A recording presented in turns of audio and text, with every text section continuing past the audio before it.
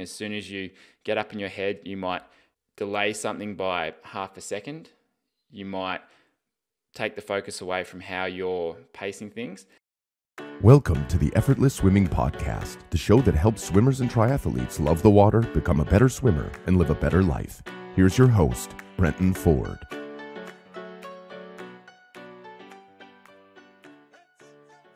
Hi, Brenton Ford here. Welcome to the Effortless Swimming Podcast. This is episode number 104, where we're talking about going from manual mode to automatic. And the analogy I like to use when it comes to training versus racing is going from a manual car to an automatic car. And in a manual car, you've got to worry about when you're putting the clutch down, changing gears, especially for a learner driver, someone who's brand new. They're going to be really up in their head trying to get the timing right of all these things, and it can make it very clunky. And I noticed that when someone's working on changes to their technique and stroke, they're often up in their head a lot, and it can be hard to coordinate all of these little different elements and put these things together. But if you can practice that enough in training, and you can have that high focused swimming where you're intentional, you're really focused about what you're doing, if you can do that in training to the point where it starts to become more automatic in your training, then you get to the point where you're racing and you can almost completely switch off from thinking about your stroke, and you can just go into the race and just worry about how you're pacing it, how you're sighting, whether you're in the right spot. You can just go into race mode, and any technical focus has been done and it's been made automatic, and it's become a habit because you practice that in training. So I like to use that analogy of when you're training, use that as your manual mode. As you're thinking about your stroke, nearly 100% of the time, you won't have as much flow as you would when you're racing.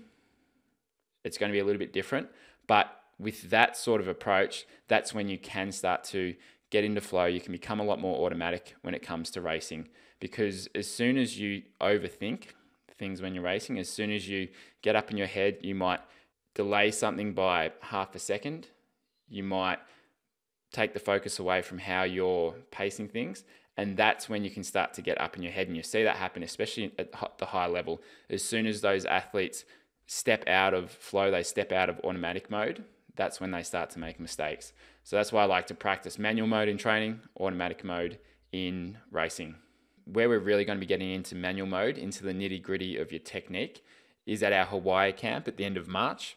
So myself and former Olympic swimmer and coach Gary Hurring, we're going to be running a 5-day camp in Waikiki with a group of 12 swimmers and triathletes and open water swimmers.